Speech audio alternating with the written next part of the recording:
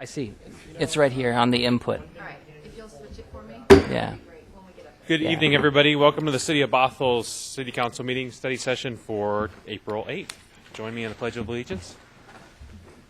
I pledge allegiance to the flag of the United States of America and to the republic for which it stands, one nation, under God, indivisible, with liberty and justice for all. Great, thank you. Looks like all council members are present this evening. We do have a slight change in our agenda. We're going to move the State of the Court address just after this short discussion, and then we'll go into committee reports, and then we'll have AB 1455 for our interviews. Does anybody else have comments on the schedule for this evening? Deputy Mayor. I think my suggestion when I stated that was to do committee reports at the end so that it keeps the scheduling from a time perspective for the interviews kind of at that same pace. That's not a problem.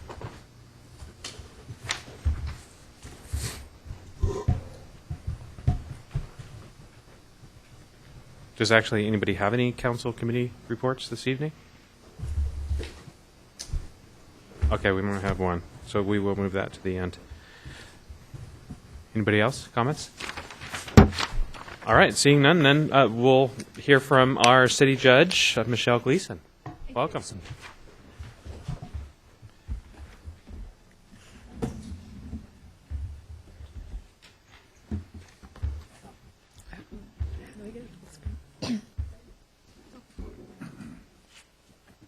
Okay, but this will let me tap it. Okay. Good evening, Mayor Freed, Deputy Mayor Spivey, members of the Bothell City Council, and City Manager Bob Stowe. It is a pleasure to be here tonight presenting my fourth annual State of the Court address. I have been a member of the Bothell community for over a decade, and I want to reiterate how grateful I have been and continue to be for the opportunity to serve this great community as your judge. My written report, along with supporting data, is before you. I would like to highlight three of the most important points.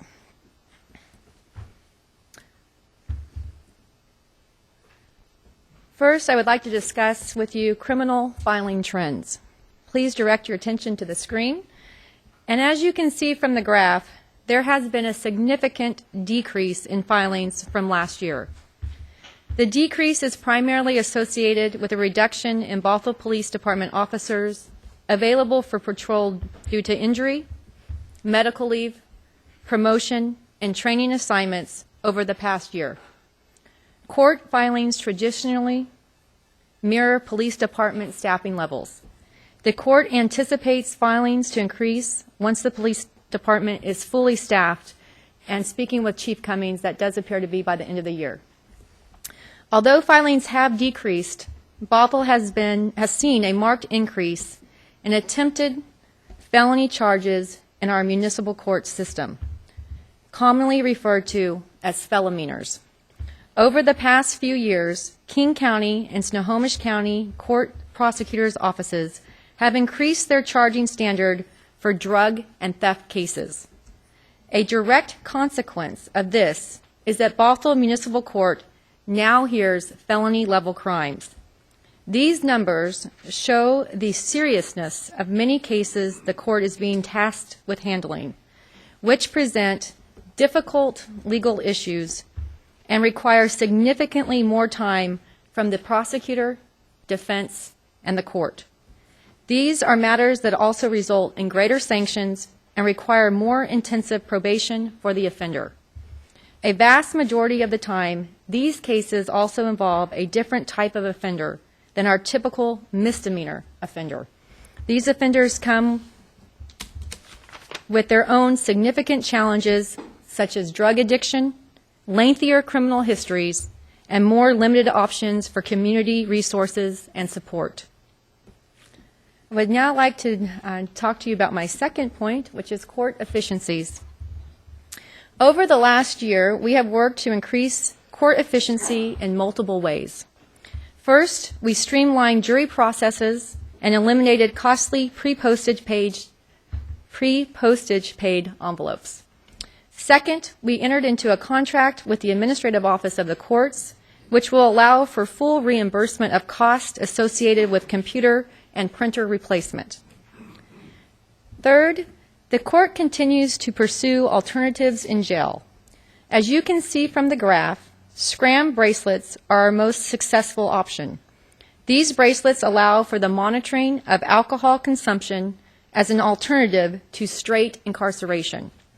This program is fully paid for by the offender, which results in significant savings and reduced jail costs to the city, while still providing safety to the community and the ability for the offender to keep employment.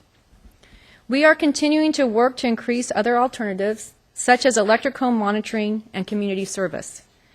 As the cost of jail continues to rise, impacting the city, it is important that we look for additional alternatives, and we will be meeting next week with the lieutenant from Snohomish County Jail to discuss how we can further utilize these options. These alternatives allow us to keep the community safe and meaningful sanction the individual, while still allowing them to maintain employment, care for their children, and/or participate in treatment programs that prevent relapse and benefit the entire community in the long run. We continue to look for other ways to make the court more self-sufficient. Since 2002, the court has processed United States passports. This service continues to present a positive interaction with the citizens of Bothell and provides a welcome additional revenue stream to the city. 2,068 applications were processed in 2013, with gross revenue to the city of approximately $52,000, a 3.5% increase from the previous year. Thirdly, I would like to discuss community outreach. 2013 was a significant year for the Bothell Youth Court. In January, the inaugural cases were heard, and since then, 20 youth drivers have participated in the program. 11 have already completed the program successfully, and Bothell Youth Court continues to strive to save lives and train our future leaders. The program is also growing. Last spring, I partnered with Bothell High School U.S. history teacher John Messner to teach a 9-week street law program at Bothell High School. Street law classes are interactive methods to teach young people practical law lessons. The class was so successful that it will be taught as an elective in the fall of 2014. Participants in the street law program will also be members of the Bothell Youth Court, providing for the long-term sustainability of the program. 2013 also saw the establishment of the Domestic Violence Impact Panel in Bothell. The Domestic Violence Impact Panel is designed to present information to offenders of domestic violence about how their behavior affected others, as well as offer ideas for change. It provides an opportunity for the victims of domestic violence to come forward and share their personal stories of how domestic violence impacted their lives. Volunteers from a variety of law enforcement and treatment professionals share their knowledge and expertise on domestic violence issues to attempt to break the cycle of domestic violence for both victim and perpetrator.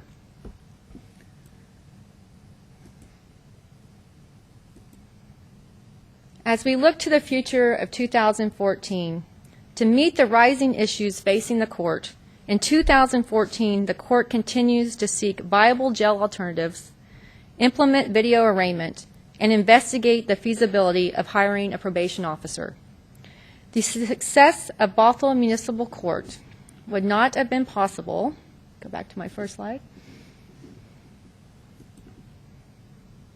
without my court team. And I have 3 of my court team here with me to my right. And this team has processed 3,000 cases and approximately 2,000 passports in 2013, with a steadfast commitment to providing exceptional customer service to each and every citizen they encounter. It is always my pleasure to thank them publicly for the exceptional job that they do day in and day out. And I want to thank you, Diana, and I want to thank you, Chris, and I want to thank my court administrator, TJ Keogh, and also Maya Harper, who's not with us today, and also Marty Caraval. And I just want to say thank you so much for the service you provide to our city and to defendants and to their family members who are in crisis. And at this time, I'd like to give them a round of applause.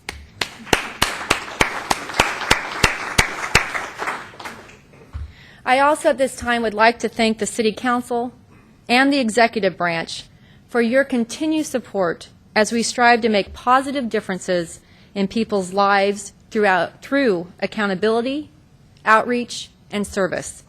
At this point, I would be happy to address any questions you may have. This is the state of the court. Thank you.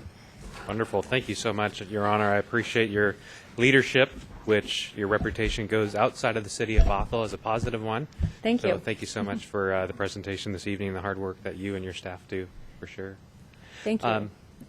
Anybody have any questions for our judge? Mr. Evans. In your report here, you mentioned you have 2 volunteers now. Are there opportunities for people to volunteer as part of the court program? As you know, we're interviewing a lot of people tonight for various boards and commissions who volunteer mostly. I didn't know if there was opportunities for other people to volunteer at court. I think that we're always looking for volunteers at the court, and you can always give their information to TJ, my court administrator, and I would just, that gives me an excellent opportunity to also thank our 2 volunteers that have been with us for, Diane has been with us for, I want to say over 3-4 years. They just seem like they're part of our team. And, well, they are part of our team, and I just want to thank them publicly, especially if they're listening tonight, and to Aaron as well. They help us out tremendously, and they are always so positive when they come into the court. So, Next question.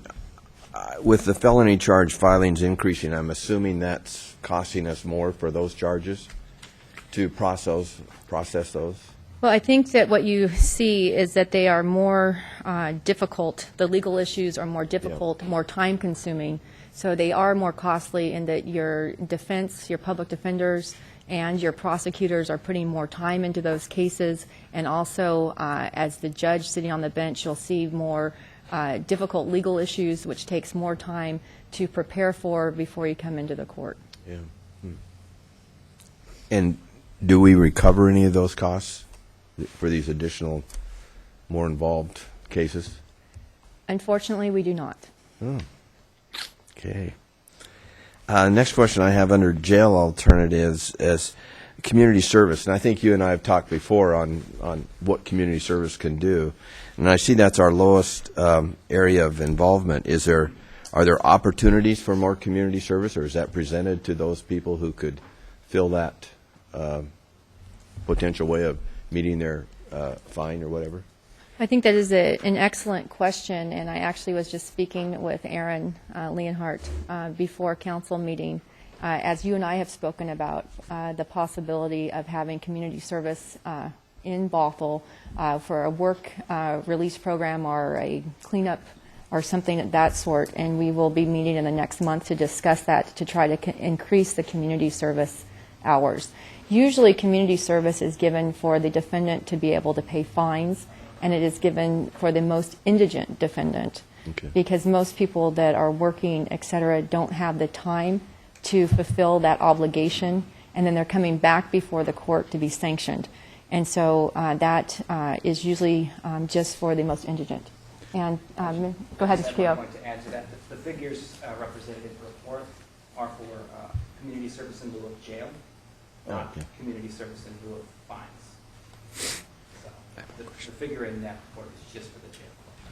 So is there community service for fines and things too then? Or? There is. Okay. And we can get you, I'm assuming the next week we could get you the number of how much, how much people are doing in community service for their fines.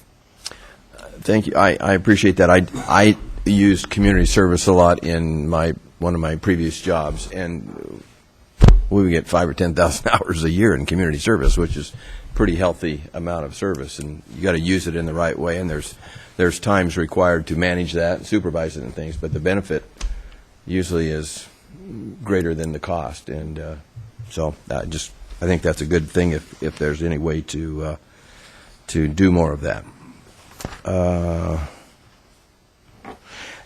Just out of curiosity, I see we're going for a second collections to increase our collection rate.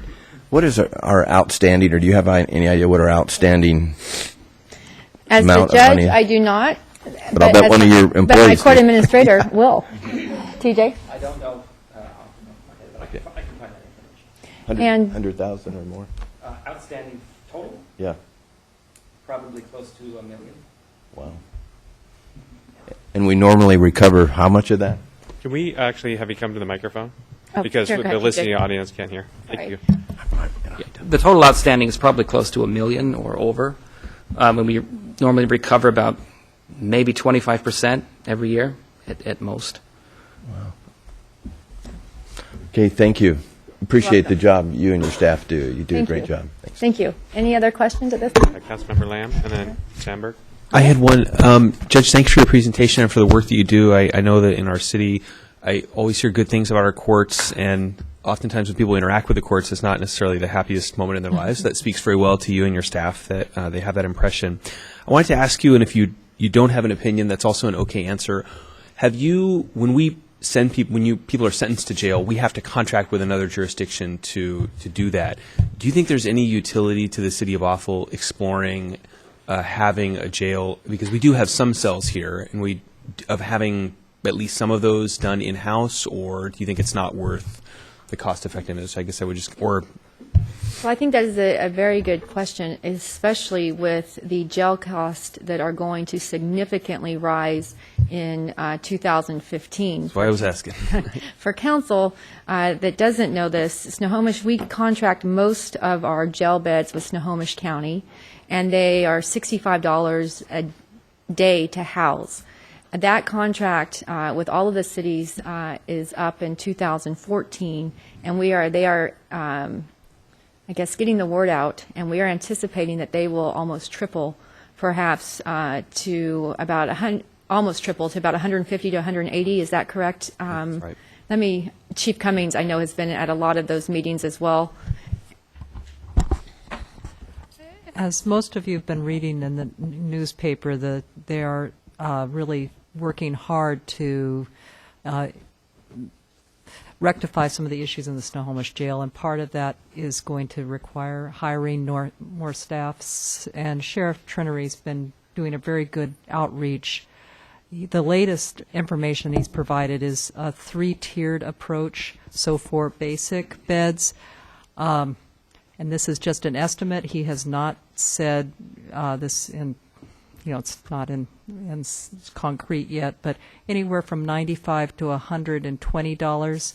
Then for medically fragile individuals, which we have many of that are in detox situations with opiates, it will go up from there, and that's when I start getting fuzzy, 150 plus. And then for those with mental health issues, even higher still. So they are trying to be cognizant of the impact that has on cities. And maybe look at a phased-in approach, but I can guarantee that the costs will be going up. And if you see what King County costs currently are, it's not surprising. There's a big difference between those. And also, Councilmember Lamb, there is also now a Snohomish County mental health court. The municipal court judges in Snohomish County have been meeting with the district court to hopefully be able to get our defendants into that mental health court, because that will be the highest cost for the defendant, and I think it is just right around $250 per day. So any thoughts as to the utility? Do you think our space, it would make sense for us as a council to look at that, or as a staff to look at utilizing our beds, or is it the volume such that it wouldn't really make that much of a difference? I would like to actually look more into that issue. Okay. And I would be happy to get back to you in about 2 weeks. That'd be great. And Chief, if you have any thoughts on that too, I'd love to hear. I'd love to hear from you both. Right. I know that Edmonds, Kirkland, Marysville, all of those municipal courts do have their own jail, and I do know that they like having their own jail, and we will find out what the benefits and the negatives are to that, and if it's feasible for Bothell to do that. Thank you very much. You're welcome. Great. Thanks. Councilmember Sandberg. Thank you very much for your presentation. The thing that struck me is the community outreach that you're doing. Usually people who interface with the courts don't think about that, and you're really doing some significant community outreach with youth and with domestic violence, and I think that's just terrific because it has such a preventative impact, I would hope, in the future. So thank you for doing that. And then the graph that you had about attempted felony charge filings is just so striking because we go from 0 and 1 in 2007 into 2008 to 118 last year. And you talked a little bit about why we've seen such an increase, but I don't know if you want to expand on that. And then is the legalization of marijuana going to have any impact on that, those filings, do you anticipate? For your first question, so we do see from 2012 to 2013 70 more cases. So for example, when a case gets filed, it would get filed into Superior Court, and they have a charging department. And before, if you were ever charged with heroin, it would be a felony charge. Now, I believe the standard is 3 grams. Anything under 3 grams, they send back to the municipal courts. And that's why you're seeing this significant increase. Also with theft charges, there used to be anything over, I believe, below, TJ, is it 1,500, would go to felonies. Now they've placed it, I don't know what the number is, Chief, do you know? Is it 3,000? Joe, Mr. Beck, would you know? The city prosecutor would know that immediately, but whatever the standard is, it's higher now. And so let's say, for example, it used to be 1,500, now it's 3,000. So anything under 3,000 is coming back to the municipal court. And that's why you're seeing this increase in numbers. And as Councilmember Evans asked, are we seeing any money for that? And we are not.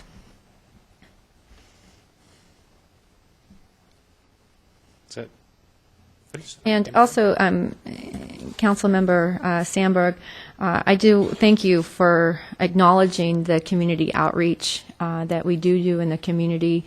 I know one of my goals was when I was appointed in 2010 was for the community to have a positive contact with the court as well. And I think we are doing significant things in the community. And I invite all of you, I know some of you have already been to the Bothell Youth Court. I think you would be very astonished to see how amazing the advocacy is. And I know Councilmember Evans has been, and I think you would be really astonished to see how much they've grown and how much better they are in such a short period of time. Very interesting. Councilmember William or Agnew, any questions? Great, Judge. Thank you so much for your time and your service to the city and our community. All right. Thank you very much. Have a nice night. Thank All you. the best. Do you have a presentation or no? Okay. So the next item on the agenda is AB 1455, which is a study session regarding an advisory board and commission interviews. Mr. Mayor, I would move to suspend video recording at this time. We have a motion and a second to suspend video recording, not audio recording, correct? That's correct. Yep. So I would just like to say that you have 18 interviews tonight.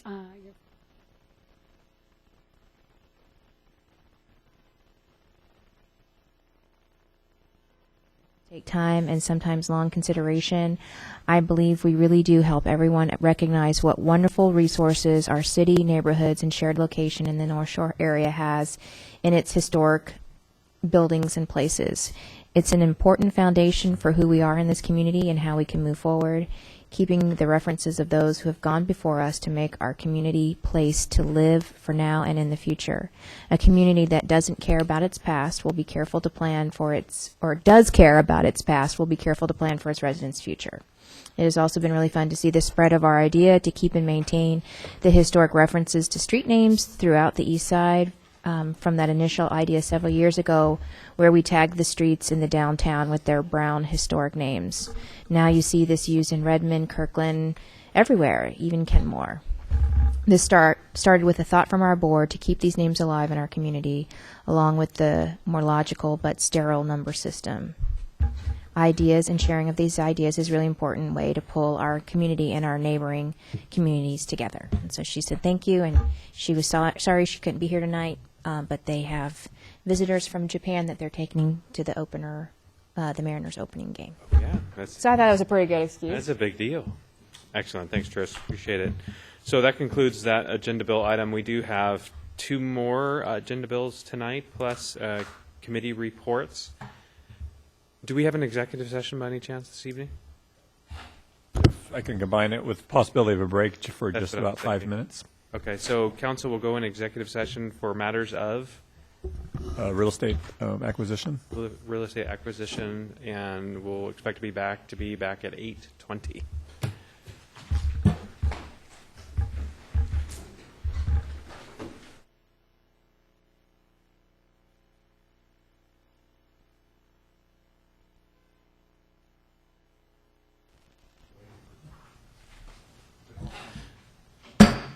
We are back in session. Next item on the agenda is AB 1457, and a study session regarding a utility franchise agreement with Time Warner Telecom of Washington, LLC. Our city attorney, Joseph Beck, has a presentation. Thank you, Mayor. And the next 2 agenda bill items are roughly equivalent. They're basically the same thing. So I'll make general comments, and then I can try to answer specific questions, and we can probably handle both of them at the same time, if Good. that's okay. Yeah, 1458 as well. I'll make this fairly quick because this is a routine type issue that we address here at council. The reason it's here for a study session, quite frankly, is because we have a rule of 2 touches with regard to franchises under state law. So I bring them for a study session to you, not because I think they require a tremendous amount of study, but because this is an opportunity to introduce them and meet the requirements of the statute. So with that being said, the 2 franchises that are before you tonight, one is for Time Warner Telecom, and the other is for Level 3 Communications. Both of these are renewals or entities that already have franchises or have had franchises with the city. They are both of the same type in that they provide access mainly for some of our business parks in the city of Bothell. A franchise is basically a master permit from the city, and it sets out the relationship between the city and the telecommunications company, in this case, providing for how they're going to install new facilities if they are going to do that, and providing assurances that if something goes wrong, we have a bond to seek and those types of things. So I think you're fairly familiar as a council with these franchises. I know I've explained it over the course of the last year 3 or 4 times, and there's really nothing new about these from the previous ones that we have looked at. Both of these franchises, both of these companies service areas, business parks off of 228th Street for the most part. They do have some customers in the city, and we do receive utility tax from both of these companies. They have paid a permit fee for processing their permit, and there's also provisions in both of these franchise documents for recovery of costs related to processing their applications and for granting these franchises. That's basically all there is to tell, but I'd be happy to try to answer any questions that you may have. Otherwise, we'll bring this back at a subsequent council meeting. Great. Councilmember Evans. What is What is just compensation? I'm sorry. just compensation for the use of public property? How much, what do they pay for these?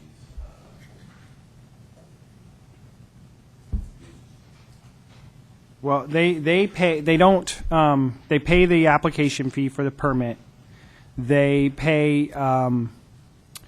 They pay a processing fee, and then they pay a utility tax based on their customers. As far as If they want to make an individual cut in the street, there's a permit that they have to obtain like anybody else, same as PSE or cable company or whatever.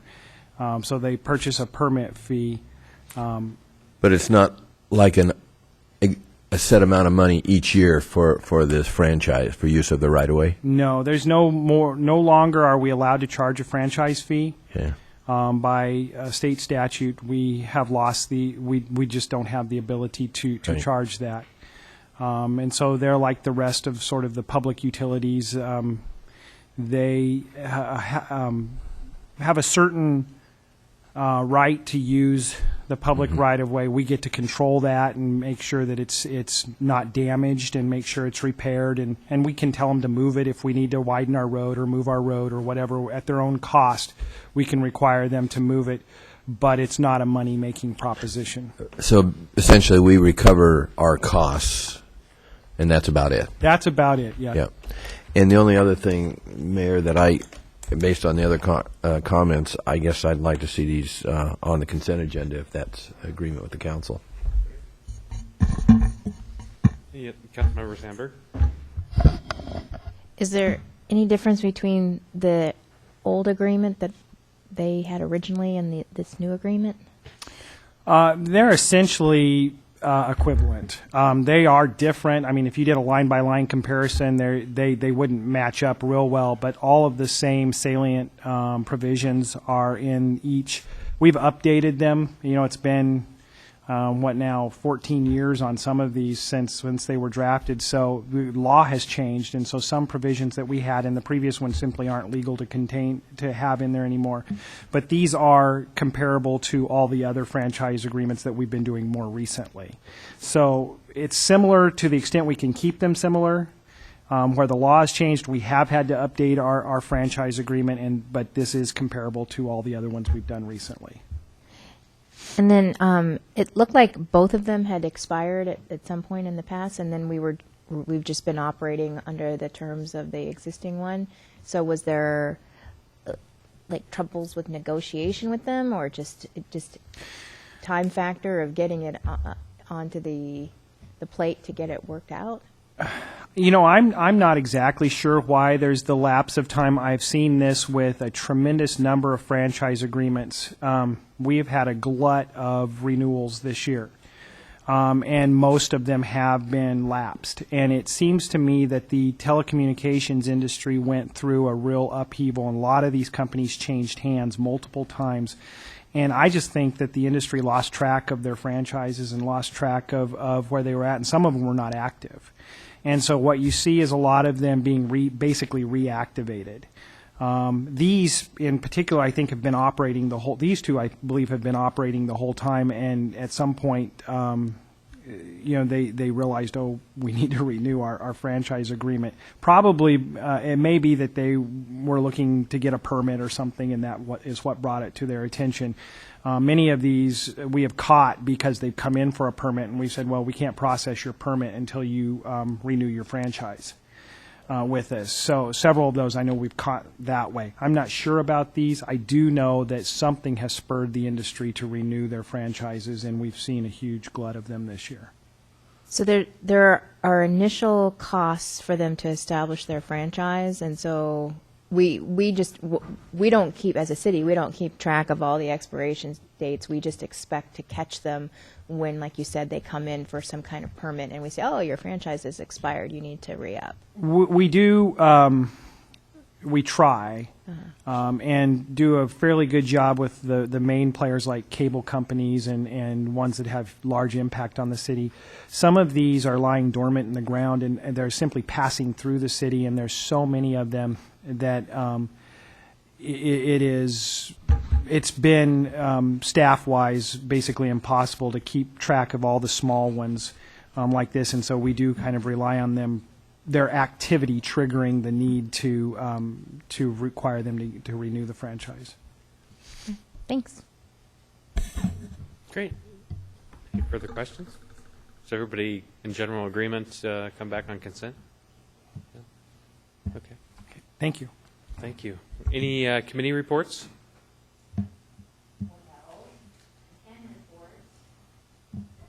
I can report that I'm the new council representative to Snohomish County tomorrow, and they just went through a recommendation or